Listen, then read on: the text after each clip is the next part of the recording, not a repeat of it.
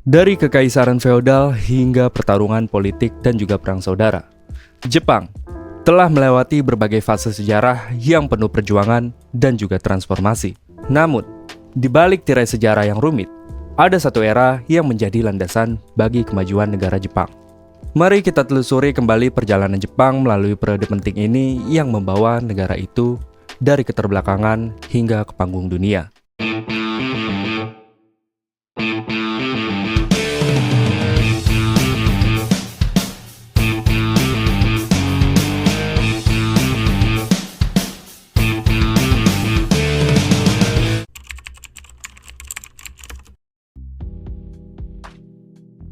Sebelum memasuki era modern, Jepang menjalani periode feodal yang dipenuhi dengan struktur kekuasaan yang sangat kompleks. Kekuasaan terbagi antara kaisar, shogun atau pemimpin militer, dan juga daimyo yang merupakan penguasa wilayah, yang memiliki peran penting dalam mengatur kehidupan ekonomi, sosial, dan politik Jepang pada masa itu. Periode ini sering kali dicirikan oleh pertarungan kekuasaan yang berlangsung antara penguasa feodal, terutama dalam persaingan antara shogun-shogun yang bersaing untuk merebut supremasi, serta dalam hubungan mereka dengan kaisar yang secara simbolis merupakan pemimpin tertinggi negara.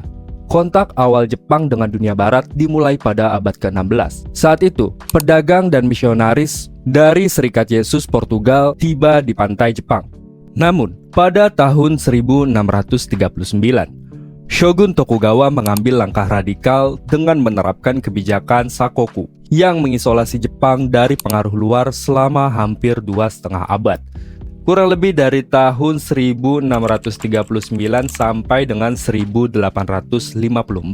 Kebijakan ini yang dikenal dengan sebutan Sakoku secara tegas melarang kedatangan orang asing ke Jepang dan juga melarang warga negara Jepang untuk berhubungan dengan mereka. Melanggar kebijakan ini adalah tindakan yang dapat berujung pada hukuman mati.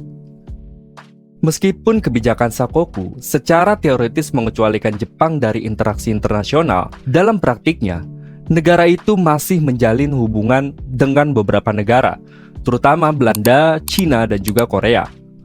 Belanda, sebagai salah satu negara barat yang diizinkan berdagang dengan Jepang, memperoleh akses khusus dengan mempertahankan pabrik mereka di Dejima, Nagasaki. Meskipun demikian, perdagangan dengan Cina dan Korea terbatas pada wilayah tertentu, terutama di pelabuhan Nagasaki. Kebijakan isolasi ini tidak hanya membatasi kontak Jepang dengan dunia luar, tetapi juga mempengaruhi perkembangan internal negara tersebut. Selama periode ini, Jepang mengalami stabilitas yang relatif dan pertumbuhan budaya yang signifikan, tetapi juga mengalami stagnasi ekonomi dan sosial. Ada dua alasan utama yang mendasari kebijakan Sakoku, yang secara politis dipelopori oleh pemerintahan Shogun Tokugawa. Pertama, kebijakan ditimbulkan karena kekhawatiran terhadap kehadiran misionaris Katolik dari Spanyol dan juga Portugis ke Jepang. Mereka tidak hanya menyebarkan agama Katolik, tetapi juga dituduh ikut mencampuri urusan dalam negeri Jepang. Beberapa misionaris bahkan dituduh mendukung salah satu shogun dalam konflik internal yang semakin memperkeruh situasi. Kekhawatiran juga muncul terhadap pengaruh Katolik di wilayah selatan Jepang yang bisa mengancam stabilitas dan kebudayaan lokal. Yang kedua, kebijakan Sakoku juga dimotivasi oleh upaya pemerintah Shogun Tokugawa untuk mempertahankan kekuasaannya terhadap Daimyo Tozama yang secara politis tunduk pada shogun, namun secara ekonomis dia cukup mandiri atau sudah cukup kaya. Daimyo ini telah membangun hubungan dagang menguntungkan dengan negara-negara Asia Timur seperti Cina dan juga Korea. Dengan membatasi kemampuan Daimyo Tozama untuk berdagang dengan negara lain, pemerintah shogun yakin bahwa mereka tidak akan menjadi ancaman yang serius bagi supremasi Tokugawa.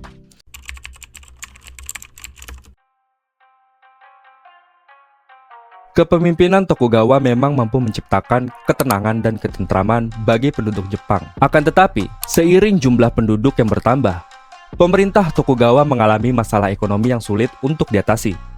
Hal ini merupakan salah satu alasan Jepang meninggalkan politik isolasi. Peristiwa ini ditandai dengan perjanjian Shimoda yang dilakukan pada tanggal 30 Maret 1854.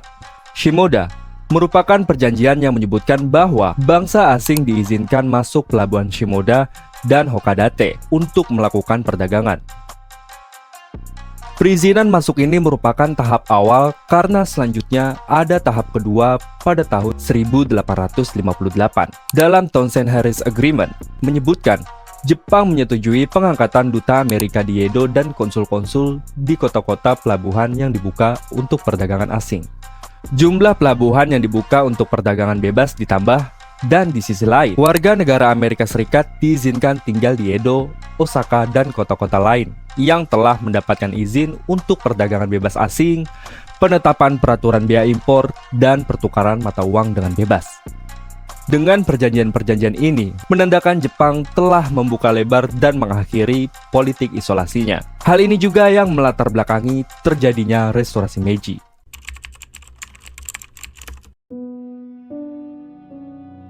Pada tahun 1854, kedatangan Commodore Perry dengan kapal-kapalnya yang canggih menandai awal dari berakhirnya kebijakan Sakoku. Kekuatan militer Amerika Serikat memaksa Jepang untuk menandatangani Konvensi Kanagawa yang membuka pintu bagi Jepang untuk berinteraksi dengan dunia luar.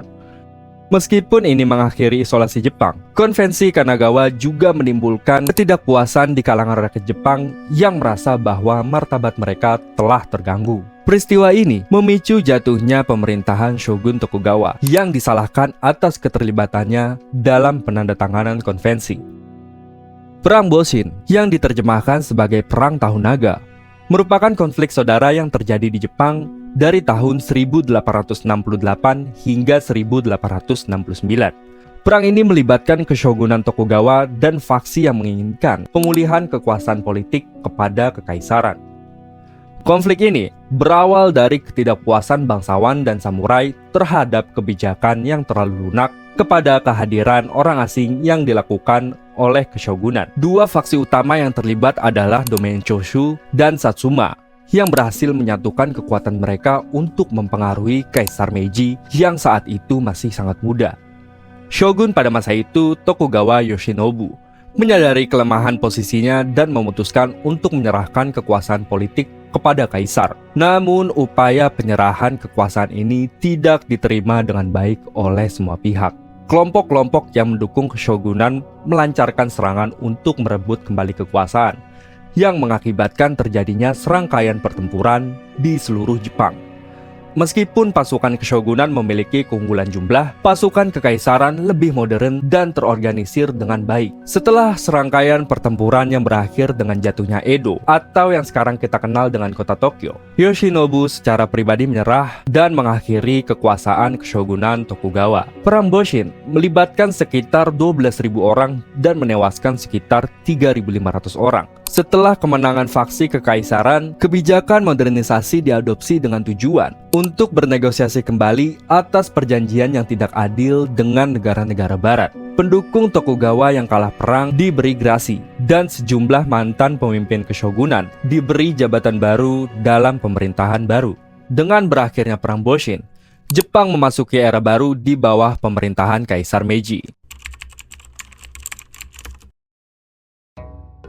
Modernisasi dan reformasi menyusul, membawa Jepang ke arah perubahan yang signifikan dalam politik, ekonomi, dan juga budaya.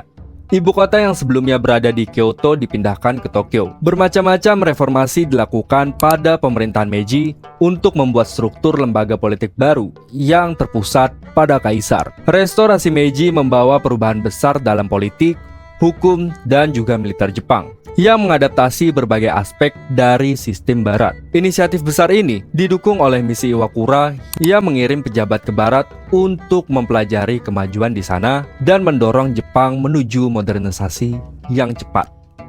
Hasilnya, Jepang berubah menjadi negara industri modern dengan kekuatan militer yang signifikan. Kaisar Meiji memulai era baru pembangunan yang mencakup berbagai bidang dengan teknologi modern. Pembangunan ini bertujuan untuk mengejar ketertinggalan dari negara-negara barat yang telah maju sebelumnya. Sebuah rencana pembangunan disusun secara bertahap dan dilaksanakan dengan teliti.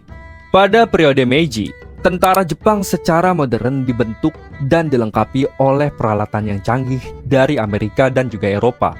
Selain itu, Jepang juga memajukan industri dengan membangun pertambangan dan mendirikan pabrik-pabrik yang dikelola oleh pemerintah.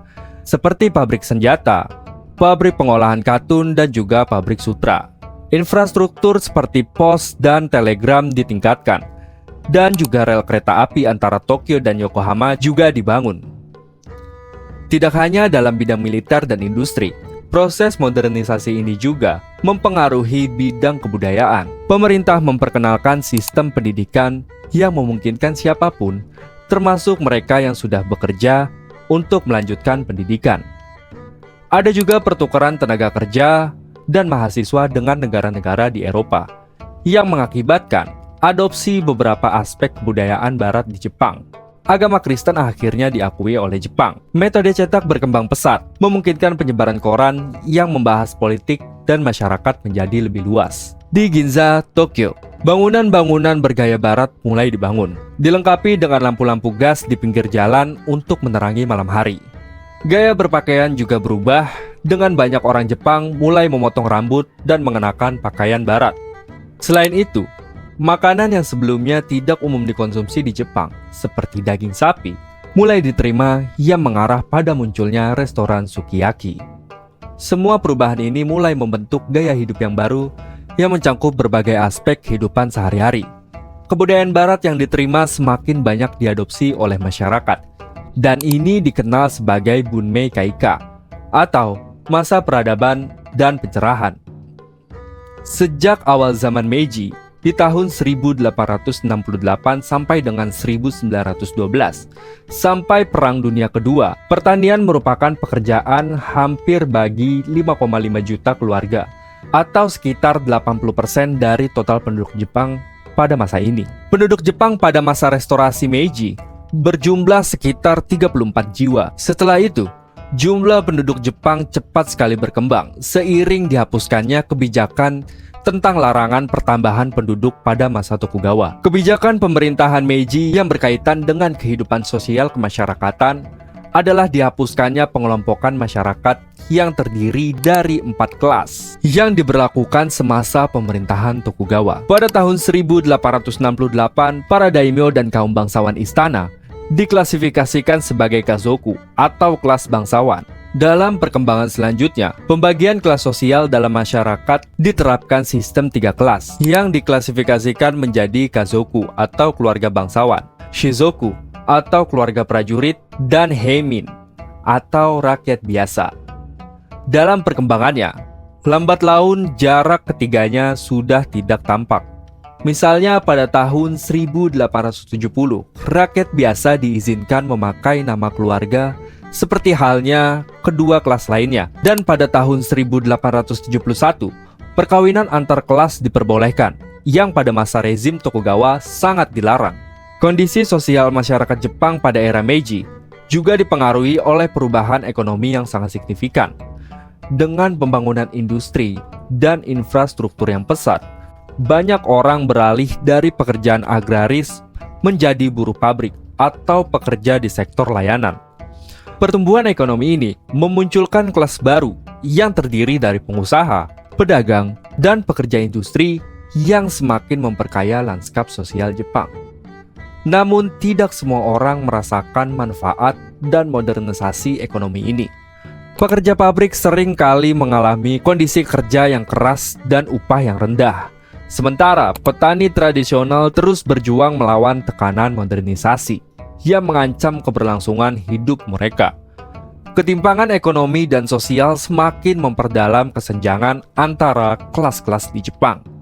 Selain perubahan ekonomi, era Meiji juga menyaksikan transformasi dalam sistem pendidikan Jepang. Pemerintah Meiji meluncurkan program wajib belajar yang mencangkup pendidikan dasar untuk anak-anak dan membuka pintu akses pendidikan yang lebih luas di seluruh lapisan masyarakat. Sekolah-sekolah baru didirikan, model pendidikan barat diperkenalkan, dan nilai-nilai modern seperti patriotisme dan loyalitas kepada negara mulai diajarkan. Meskipun demikian, pendidikan masih terbatas bagi perempuan, yang umumnya hanya diberikan pendidikan rumah tangga dan keterampilan domestik. Namun, gerakan untuk pendidikan perempuan mulai berkembang pada masa ini, yang membuka jalan bagi perubahan yang lebih lanjut dalam peran gender di masyarakat Jepang. Perubahan sosial ekonomi, dan pendidikan yang terjadi selama era Meiji tidak hanya membentuk fondasi bagi Jepang sebagai kekuatan modern, tetapi juga memberikan dampak yang berkelanjutan dalam sejarah dan budaya Jepang. Dengan demikian, restorasi Meiji merupakan tonggak penting dalam sejarah Jepang yang membawa negara tersebut dari masa feodal hingga ke panggung dunia. Perjalanan ini meliputi berbagai tahapan, termasuk penghapusan kebijakan isolasi, perang saudara dalam bentuk perang Boshin, pembentukan konstitusi, modernisasi ekonomi, sosial, dan pendidikan, serta perubahan dalam struktur sosial dan politik Jepang. Reformasi yang dilakukan pemerintah Meiji membuka jalan bagi Jepang untuk menjadi kekuatan industri dan militer yang diakui secara internasional. Meskipun era Meiji telah berakhir, warisan dan dampaknya masih terasa dalam perkembangan selanjutnya. Dengan demikian, restorasi Meiji bukan hanya sebuah periode dalam sejarah Jepang, tetapi juga peristiwa yang membentuk dasar bagi identitas dan arah masa depan negara tersebut. Dengan menggabungkan nilai-nilai tradisional dengan ide-ide dan teknologi modern, Jepang telah membuktikan dirinya sebagai contoh keberhasilan dalam mengadaptasi perubahan global tanpa kehilangan identitas budayanya. Terima kasih telah menonton video ini hingga akhir. Dukung kami dengan cara like dan subscribe. Terima kasih.